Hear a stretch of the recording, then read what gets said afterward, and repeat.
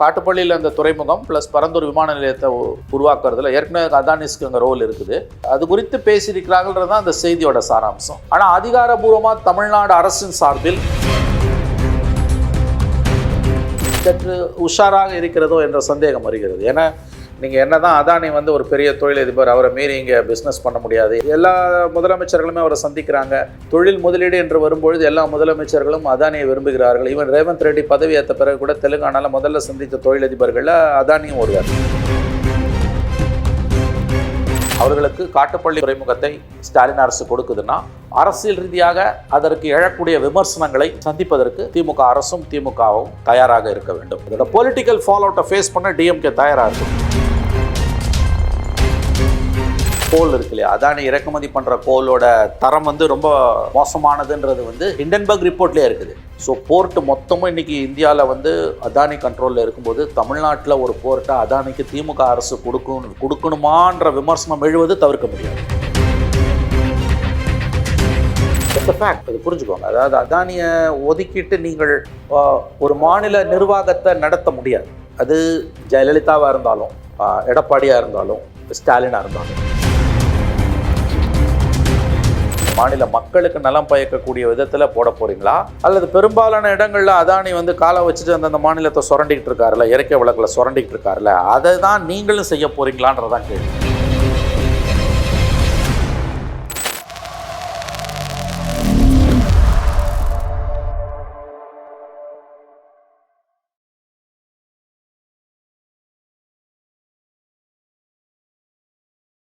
ஐத்தமிழ்நேயர்களுக்கு வணக்கம். இன்றைய நேர்காணலில் நம்முடைய இணைந்திருப்பவர் மூத்த பத்திரிகையாளர் திரு மணி அவர்கள். அவரிடம் நடப்பு அரசியல் குறித்து விவாதிக்கலாம்.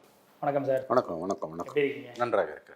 ஸோ இப்போது இன்னொரு விஷயம் பேச போகிறோம் சார். அதாவது அஃபிஷியலி பேசப்படலைனாலும் தகவல்கள் வெளிவருவதன் மூலமாக பேசப்பட்டு இருக்கிறது முதல்வர் மு.க. ஸ்டாலின் அவர்களுடன் அதானி சந்திப்பு, அதானி நிறுவனத்தை சேர்ந்தவர்கள் சந்திப்பு அப்படிங்கிற ஒரு விஷயம். இப்போது அதுக்கு உள்ளார்ந்து பேசுகிறதுக்கு முன்னாடி இதை ஏன் அஃபிஷியலாக சொல்ல வேண்டியதானே அப்படி சந்திச்சிருந்தா அப்படின்ற ஒரு கேள்வி வருது. இல்லை அது மறைக்கப்பட்டது ஏன், மறைக்கப்படுவது ஏன் அப்படிங்கிற ஒரு கேள்வி வருது. இதில் உங்களோட ஃபர்ஸ்ட் ஒப்பீனியன் சார். ஆமாம், இன்றைக்கி டைம்ஸ் ஆஃப் இந்தியாவில் ஒரு பேட்டி வந்திருக்குது, ஒரு தகவல் வந்திருக்குது. Buzz over Parandur airport and Kattupalli port Adani's visit city. இன்றைக்கி சென்னை பதிப்பில் ஜூலை 11 முதல் பக்கத்தில் வந்திருக்கக்கூடிய செய்தி என்னென்னா multibillionaire Gautam Adani visited Chennai on Tuesday evening, 2 நாளைக்கு முன்னால், that is 9 July, and met people close to power centres setting off a buzz in official and media circles. Gautam Adani அடுத்து அதில் என்ன வருதுன்னா, during the meeting on Tuesday evening, Adanis expressed their interest in developing Parandur Greenfield Airport being planned near Chennai and also in expanding the Kattupalli port, a source privy to the development said. However, there was no official confirmation from either the Tamil Nadu government or the Adani group till late on Wednesday. However, multiple sources told Tamil Times of India that Adani, accompanied by his brother Rajesh Shantilal Adani, MD, Adani Group, and his son Karan Adani, CEO, Adani Ports and SEZs, flew down to Chennai in a chartered flight on Tuesday.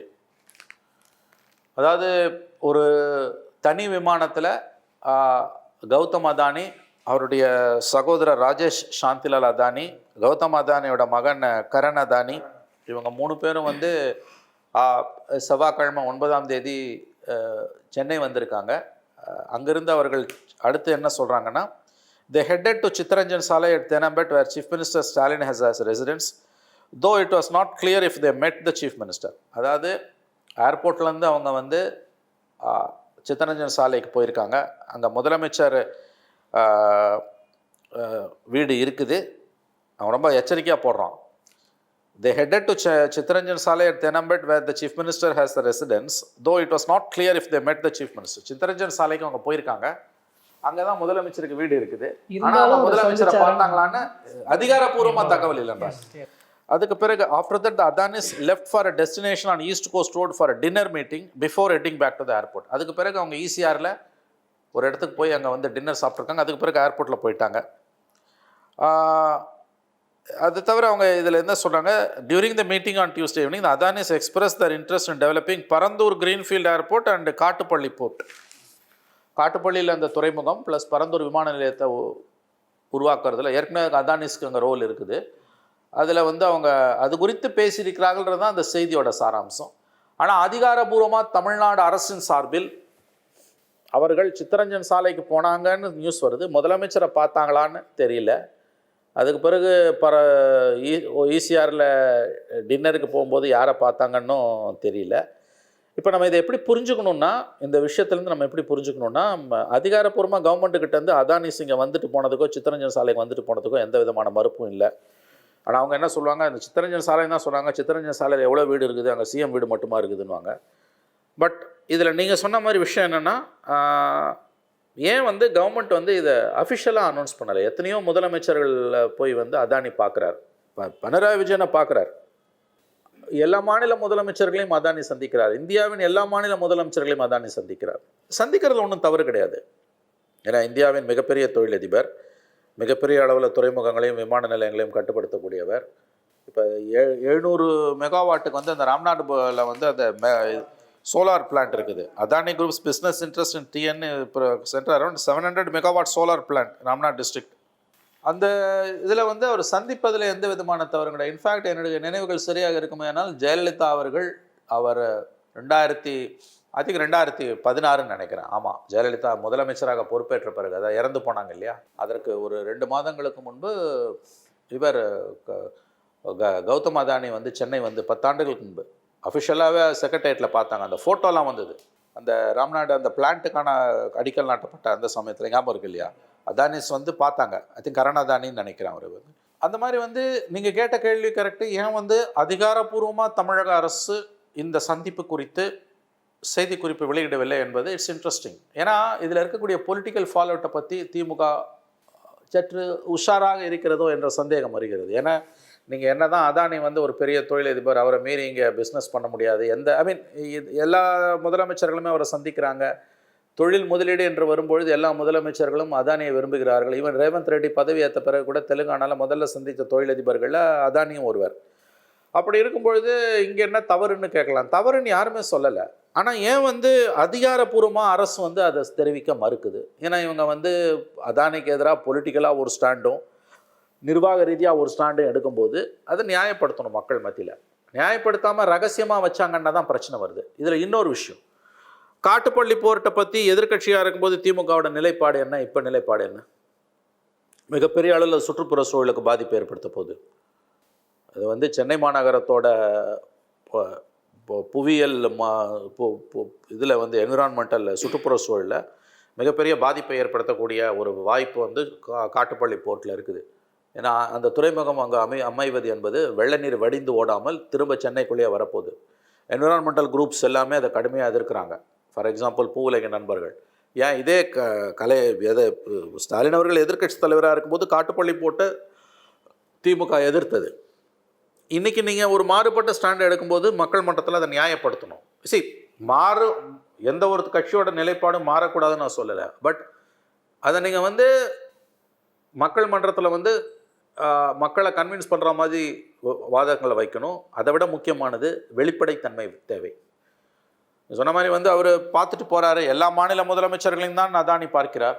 ஆகவே ஸ்டாலின் அவர்களை பார்ப்பதில் எந்த தவறும் கிடையாது, கண்டிப்பாக தவறு கிடையாது. ஒரு நிர்வாகன்றது அப்படி தான் நடக்க முடியும். ஆனால் அந்த செய்தியை வந்து நீங்கள் மறைக்கிறீங்க இந்த சென்ஸ், அந்த உண்மை, அந்த தகவலையே வெளியில் சொல்லாமல் அது மீடியா மூலமாக கசியுதுன்னும் போது அப்போ சந்தேகம் எழுவது என்பது இயல்பானது. இந்த பிரச்சனை நம்ம இப்போதைக்கு இப்படி தான் பார்க்கணும். மற்றபடி வந்து என்ன நடந்தது, என்ன பண்ண போகிறாங்க. ஏன்னா முக்கியமாக இந்த 2 ப்ராஜெக்ட் தான் பைப்லைனில் இருக்குது, காட்டுப்பள்ளி போர்ட்டும் பரந்தூர் விமான நிலையமும். அதில் ரொம்ப அதிகமான பாதிப்பை ஏற்படுத்தக்கூடியது காட்டுப்பள்ளி போர்ட்டு. ஏன்னு கேட்டிங்கன்னா அரசாங்கத்தோட போர்ட் எல்லாத்தையுமே வந்து சிஸ்டமேட்டிக்காக அடித்து காலி பண்ணிகிட்டு இருக்காங்க. உங்களுக்கு தெரியும், இந்திய அரசுக்கு சொந்தமான துறைமுகங்கள் எல்லாமே குற்றுயிரும் கொலையுருமாக ஆக்கப்பட்டிருக்கின்றன. என்டையர் போர்ட்ஸும் வந்து அதானிக்கிட்ட மோடி தார வாத்துட்டாருங்க. இது ரொம்ப பெரிய ஆபத்து. நாளைக்கு அவங்க நினச்சாங்கன்னா போர்ட் ஆப்ரேஷன்ஸே கொலாப்ஸ் பண்ணிடலாம். போர்ட் ஆப்ரேஷன்ஸை நிறுத்தினாங்கன்னா நாடு நாசமாக போயிடுச்சு, ஸ்தம்பிச்சிடும் உங்களுக்கு. அப்போது இந்த ஏகபோகம் மோனோபோலி இருக்கு இல்லையா, அதில் இருக்கக்கூடிய ஒரு தொழிலதிபரிடம் தமிழக அரசு, ஏன்னா மாநில அரசோட அனுமதி இல்லாமல் போர்ட் அங்கே கொடுக்க முடியாது. அப்படி என்றால் இவர்கள் அது எதை வைத்து அரசியல் மன்றத்தில் நியாயப்படுத்துவார்கள்? ரொம்ப சுருக்கமாக கோபி இப்படி சொல்லலாம், அதானி அவர்களுக்கு காட்டுப்பள்ளி துறைமுகத்தை ஸ்டாலின் அரசு கொடுக்குதுன்னா அரசியல் ரீதியாக அதற்கு எழக்கூடிய விமர்சனங்களை சந்திப்பதற்கு திமுக அரசும் திமுகவும் தயாராக இருக்க வேண்டும். அந்த விமர்சனங்கள் எழுவது தவிர்க்க முடியாது. அதோட பொலிட்டிக்கல் ஃபால் அவுட்டை ஃபேஸ் பண்ண டிஎம்கே தயாராக இருக்கணும். ஷோர் சார், கண்டிப்பாக. அதே நேரத்தில் இங்கே இன்னொரு விஷயம், நிலக்கரி ஊழல் குறித்த அதானி அவர்கள் மீது இங்கே அறப்போர் இயக்கம் தொடர்ச்சியான குற்றச்சாட்டுகள் முன் வச்சு, கோரிக்கைகளை முன் வச்சு, இப்போ தான் இங்கே லஞ்ச ஒழிப்புத்துறையினுடைய விசாரணை கொடுக்கப்பட்டிருக்கிறது. அதற்கு அனுமதி கொடுத்ததுக்கப்புறம் இப்படி ஒரு சந்திப்பு, அதுவும் சொல்வது போல் ஒன்று அது அதிகாரப்பூர்வமாக அறிவிச்சிருக்கணும், இல்லை சந்திக்கலைன்னா அதற்கு ஒரு விளக்கத்தை கொடுத்துருக்கணும். ரெண்டுமே இல்லாத ஒரு தகவல் கசியுது அப்படின்ற போது இந்த குற்றச்சாட்டோடு இந்த இந்த இந்த ஒரு செய்தியை தொடர்பு படுத்தி பார்க்காம கடந்து போயிட முடியாது இல்லையா? இல்லை, அது ஒரு பெரிய விஷயமா எனக்கு படலை. ஏன்னு கேட்டிங்கன்னா, ரெண்டு விஷயம். 2014 நடந்த ஜெயலலிதா பீரியடில் நடந்த இறக்குமதி ஊழல், அது இறக்குமதி சம்மந்தப்பட்ட விஷயம். அதானியோட கோல் இருக்கு இல்லையா, அதானி இறக்குமதி பண்ணுற கோலோட தரம் ரொம்ப மோசமானதுன்றது ஹிண்டன்பர்க் ரிப்போர்ட்லேயே இருக்குது. இன்ஃபேக்ட் சர்வதேச அளவில் உலகின் பல நாடுகளில் அதானி ஹேண்டில் பண்ண கோலோட ஸ்டாண்டர்ட் ரொம்ப கம்மின்றது ஹிண்டன்பர்க் ரிப்போர்ட்லேயே இருக்குது. சர்வதேச அளவில் பேசப்படுற ஒரு பிரச்சனை. தமிழ்நாட்டை பொறுத்த வரைக்கும் ஜெயலலிதா பீரியடில் இந்த சம்பவம் நடந்தது. இதை பற்றி எதிர்கட்சியாக இருக்கும்போது திமுகவும் ஸ்டாலினும் பெரிய அளவில் பேசினாங்க. ஆனால் ஆளுங்கட்சியான எந்த நடவடிக்கையும் எடுக்கல. அறப்போர் இயக்கம் தொடர்ந்து நீதிமன்றங்களை அணுகியது, டிவிஎஸ்சி அணுகியது. அதன் தொடர்ச்சியாக இப்போ டிவிஎஸ்சி அதானி குரூப் மேலே விசாரணையை தொடங்கியிருக்காங்க. ஐ திங்க் அது ப்ரிலிமினரி என்கொயரியா எஃப்ஐஆரான்னு நமக்கு தெரியாது. அதுக்காகலாம் அதானி பார்க்க மாட்டார். இந்த மாதிரி நாடு பூரா அவர் மேலே நிறையா விசாரணைகள் இருக்குது. இடி விசாரணையே இருக்குது அதானி மேலே. அது உங்களுக்கு ஒரு கட்டத்தை தாண்டி போயிட்டால் தொழிலதிபர்கள் மேலே இதெல்லாம் ஒரு சாஸ்திர சம்பிரதாயமாக நடக்குமே ஒழிய, அதற்காக அஞ்சியோ அந்த வழக்கை நீர்த்து போக செய்வதற்காகவோ அவர் ஸ்டாலினை பார்த்தார் என்று கருதுவது மிக மிக தவறானது. அதெல்லாம் அவங்களுக்கு ஒரு இஷ்யூவே கிடையாது. அப்படி பார்த்தாலும் அந்த குரூப்பில் அது கீழ் மட்டத்தில் இருக்க அதிகாரிகள் மேலே தான் ரெஸ்பான்சிபிலிட்டி ஃபிக்ஸ் பண்ணுவாங்க. இதெல்லாம் ரொம்ப பெரிய இஷ்யூ. ஏன்னா அந்த கோலோட ஸ்டாண்டர்ட் என்ன, ஒருவேளை இது அறப்போர் இயக்கத்தின் புகாரின் அடிப்படையில் இன்றைக்கி டிவிஎஸ்சி தொடங்கி இருக்கக்கூடிய இந்த விசாரணை, நான் சொன்ன மாதிரி ப்ரிலிமினரி என்கொயரியா எஃப்ஐஆரான்னு நமக்கு தெரியாது. எஃப்ஐஆர் போட்டு விசாரித்தா கூட அதெல்லாம் உங்களுக்கு சார்ஜ் ஷீட் போட்டு நீதிமன்றங்களுக்கு போய் பல வருடங்கள் ஆகும். அதெல்லாம் அவங்களுக்கு பிரச்சனையே கிடையாது. அதானிஸ்க்கு அது பிரச்சனை கிடையாது. டிவிஎஸ்சி என்கொயரி பிரச்சனையே கிடையாது. அவங்க பெரிய அளவில் ஃபுட்ஹோல் எதிர்பார்க்குறாங்க தமிழ்நாட்டில். குறிப்பாக போர்ட், அதானியோட முதுகெலும்பு துறைமுகங்கள். உலகத்தில் இருக்க எல்லா துறைமுகத்தையும் தான் கண்ட்ரோல் எடுக்கணும்னு தான் அதானி பார்க்குறாரு. அப்படி பார்க்குறவர் இந்தியாவுக்குள்ளே இருக்க துறைமுகத்தை எடுக்கணும்னு பார்க்க மாட்டாரா? காட்டுப்பள்ளி போர்ட் அவங்களுக்கு மிகப்பெரிய ஒரு விஷயம். ஞாபகம் வச்சுக்கோங்க, காட்டுப்பள்ளி போர்ட்டுன்றது ரொம்ப பெரிய ஒரு இன்சிடென்ட். அவங்க சவுத்தில் அவங்களோட மிகப்பெரிய அச்சீவ்மெண்ட்டாக அது இருக்க போகுது. இன்ஃபேக்ட் காட்டுப்பள்ளி போர்ட்டில் அமெரிக்காவோட ஒரு போர்க்கப்பலே நின்று பழுது பார்ப்பதற்காக வந்தது. ஸோ போர்ட்டு மொத்தமும் இன்றைக்கி இந்தியாவில் அதானி கண்ட்ரோலில் இருக்கும்போது தமிழ்நாட்டில் ஒரு போர்ட்டை அதானிக்கு திமுக அரசு கொடுக்கணுமான்ற விமர்சனம் எழுவது தவிர்க்க முடியாது. அதுவும் நீங்கள் எதிர்கட்சியாக இருக்கும்போது காட்டுப்பள்ளி போர்ட்டை கொடுக்கக்கூடாதுன்னு சுற்றுப்புற சூழல் ஆங்கிள்லையும் எதிர்த்தீங்க, மொனோபொலின்ற ஆங்கிள்லையும் எதிர்த்தீங்க. இன்றைக்கி அது ரெண்டையும் புறந்தள்ளிட்டு நீங்கள் எப்படி இதை கொடுத்தீங்கன்ற கேள்வி ஒருவேளை நீங்கள் அதானிக்கு தாரவாத்தீங்கன்னா வரும். அதை தான் நான் சொல்கிறேன். அதானிக்கு காட்டுப்பள்ளி போர்ட்டை திமுக அரசு தாரை வார்க்குமே ஆனால் அதன் தொடர்பாக எழக்கூடிய பொலிட்டிக்கல் ஃபால் அவுட் இருக்கு இல்லையா, விமர்சனம் இருக்கு இல்லையா, அதை எதிர்கொள்ள அவர்கள் தயாராக வேண்டும். அதனால் அது இப்போதைக்கு அந்த விமர்சனம் வேண்டாம் என்று தான் இந்த சந்திப்பு, ஒருவேளை அந்த சந்திப்பு முதலமைச்சரை சந்தித்திருந்தால் அது ரகசியமாக வைக்கப்பட்டதற்கு இதோட பொலிட்டிக்கல் ராமிஃபிகேஷன்ஸ் இருக்கு இல்லையா, இதோட பொலிட்டிக்கல் ஆங்கிள் தான் ரொம்ப முக்கியமான ஒரு காரணம். நீங்கள் சொன்னது கரெக்டாக. இந்த சந்திப்பு குறித்து ஏன் மாநில அரசு வெளிப்படைத்தன்மை இல்லாமல் நடந்து கொள்கிறது என்பது சுவாரஸ்யமான நிகழ்வு. ஏன்னா ஒன்று புரிஞ்சுக்கோங்க, நீங்கள் இதெல்லாம் கத்திரிக்காய் முத்தினா கடத்தருக்கு வந்தாகணும். சந்திக்கிறதே உங்களால் சந்திச்சாங்கன்ற தகவலே உங்களால் ரகசியமாக வைக்க முடியல. நாளைக்கு திட்டங்களை கொடுத்தீங்கன்னா எப்படி வைக்க முடியும்? ஏன்னா ஏர்போர்ட்டு சென்ட்ரல் கவர்மெண்ட் கண்ட்ரோலு. அவங்க கண்டிப்பாக நீங்கள் இறங்கி வரும்போது சொல்ல தான் போகிறோம். அப்போ நீங்கள் அந்த இதை எப்படி ஐபி ரிப்போர்ட் ஆல்ரெடி வந்துட போகுது உங்களுக்கு. அன்றைக்கி ஈவினிங்கே டைம்ஸ் ஆஃப் இந்தியாவில் இன்றைக்கி வந்திருக்குங்க. ஆனால் இதில் நியூஸ் மினிட்டில் முந்தா நாளே வந்துடுச்சு, அன்றைக்கே வந்துடுச்சு நியூஸ் மினிட்டில். ஸோ இன்றைக்கி இருக்க வேர்ல்டில் அதெல்லாம் நீங்கள் ஒன்றும் தடுக்கவே முடியாது. தகவல்கள் வெளியில் வருவதை யாராலையும் தடுக்க முடியாது. இதில் நிலக்கரி ஸ்கேமை பொறுத்த வரைக்கும் அறப்போர் இயக்கம் வச்ச முக்கியமான பிரதான குற்றச்சாட்டு அப்படின்றது அதானியினுடைய அந்த நிலக்கரி பர்ச்சேஸில் ரொம்ப தரம் குறைந்த, அதே நேரத்தில் ரொம்ப குறைவான, உதாரணத்துக்கு ஒரு 5000 டன் இருக்குது, அதோடைய ரேட்டோடைய கெப்பாசிட்டி 5000 டன்னுக்கு கொடுத்துருக்குறாங்க அப்படின்னா அதோடைய கம்மியாக தான் அங்கே பர்ச்சேஸ் கொடுத்துருக்குறாங்க. இப்போ 4000 டன்னு 4500 இந்த மாதிரியான ஒரு இதில் வெயிட்லேயே மிகப்பெரிய அளவில் ஒரு ஸ்கேம் நடந்திருக்கு அப்படின்றது தான் அவருடைய பிரதான குற்றச்சாட்டாக இருந்துச்சு. இப்போ இதெல்லாம் இந்த ஸ்கேமை தாண்டியும் இன்னும் அதானியனுடைய அந்த தொடர்பு அப்படிங்கிறது ஒரு செயின் மாதிரி நீண்டுக்கிட்டே இருக்குது தமிழ்நாட்டில். அது மிகப்பெரிய அளவில் அந்தளவுக்கு ரோல் தமிழ்நாட்டினுடைய கவர்மெண்ட்டுக்குள்ளே அவர் கொண்டு வரணும் முயற்சி? கிலோ ஒரு விஷயம் நான் வெளிப்படையாக சொல்ல விரும்புகிறேன். இது நான் வந்து ரொம்ப அதாவது எந்த விதமான காய்தல் உறுத்தல் இல்லாமல் நான் சொல்லணும், உள்நோக்கங்கள் இல்லாமல். எந்த அரசாக இருந்தாலும், இந்தியாவை ஆளக்கூடிய மாநில அரசுகள், அவங்க எந்த கட்சியாக இருந்தாலும், இன்க்ளூடிங் லெஃப்ட், அதானியை முழுவதும் ஒதுக்கிட்டு இன்றைக்கி வந்து மாநிலத்தை நிர்வாகம் பண்ண முடியாது. ஏதாவது ஒரு ரூபத்தில், ஏதாவது ஒரு வடிவத்தில், ஏதாவது ஒரு இடத்துல வந்து அதானியோட ரோல் அங்கே உள்ளே வந்துடுது. அந்த அளவுக்கு மோனோபொலி வந்துடுச்சு. இப்போ பினராயி விஜயன் எதுக்காக வந்து அதானியை கூப்பிடுறாரு? அவங்களோட சிபிஎம்மோட பிஜேபி எதிர்ப்பு, இந்துத்வா எதிர்ப்பு, ஐடியாலஜிக்கலாக பிஜேபி கவர்மெண்ட், மோடி கவர்மெண்ட்டுக்கும் பினராயி கவர்மெண்ட்டுக்கும், தட் இஸ் லெஃப்ட் ஃப்ரண்ட் கவர்மெண்ட்டுக்கும் இருக்கக்கூடிய முரண்பாடுகள் ரொம்ப ஷார்ப்புன்றது நமக்கு தெரியும். அவங்களோட பிஜேபி எதிர்ப்போட நம்பகத்தன்மையை யாரும் சந்தேகப்பட முடியாது. சிபிஎம் மேலே நமக்கு வேறு விமர்சனங்கள் இருக்கலாம், பட் மோடி அரசுக்கு எதிரான சித்தாந்த ரீதியிலான சிபிஎம்மோட நிலைப்பாட்டில் அல்லது வந்து அதானியோட மொனோபொலிக்கு எதிராக சிபிஎம்மோட நிலைப்பாட்டிலலாம் எந்த சந்தேகமும் அறிவுள்ளவனுக்கு இருக்க முடியாது. பட் அவங்க ஏன் வந்து எங்கேஜ் பண்ணுறாங்க, ஆங்கிலத்தில் சொல்கிறதுனா எங்கேஜ் பண்ணுறாங்க? ஏன்னா இன்றைக்கி அதானியை, தட்ஸ் அ ஃபேக்ட், அது புரிஞ்சுக்கோங்க. அதாவது அதானியை ஒதுக்கிட்டு நீங்கள் ஒரு மாநில நிர்வாகத்தை நடத்த முடியாது. அது ஜெயலலிதாவாக இருந்தாலும், எடப்பாடியாக இருந்தாலும், ஸ்டாலினாக இருந்தாலும். அதனால் அதானியோட தமிழ்நாடு கவர்மெண்ட் பிஸ்னஸ் பண்ணுறதுலையோ, முதலமைச்சரை ஸ்டாலினை அதானி சந்தித்தலையோ எந்த தவறும் கிடையாது. There is nothing wrong in it. But என்ன பண்ண போகிறீங்க? நம்பகத்தன்மை வந்து வெளிப்படைத்தன்மைன்றது கூட வந்து நாளைக்கு 2வது தடவை வந்து சந்திக்கும் போது அவங்க தகவலை வெளியில் விட்டு தான் ஆகணும். இந்த தொடர்ந்தெல்லாம் ரகசியமாக சந்திக்க முடியாது. ஸோ அதனால் அது இஷ்யூ இல்லை. இந்த தடவை ஒரு தடவை சந்திச்சதை அவங்க வெளியில் சொல்லாமல் இருக்கிறது கூட அதுக்கு ரொம்ப பெரிய இஷ்யூவாக நான் பார்க்கல. மேபி ப்ரிலிமினரி டாக்ஸாக கூட இருக்கலாம். மெயின் இஷ்யூ என்னென்னா, நீங்கள் அதானிக்கு இங்கே ஃபுட்ஹோல் கொடுக்கும்பொழுது, கால் பதிக்க இடம் கொடுக்கும்போது என்ன மாதிரியான கண்டிஷன்ஸ் போட போகிறீங்க? மாநில அரசுக்கு நலம் பயக்கக்கூடிய, மாநில மக்களுக்கு நலம் பயக்கக்கூடிய விதத்தில் போட போகிறீங்களா?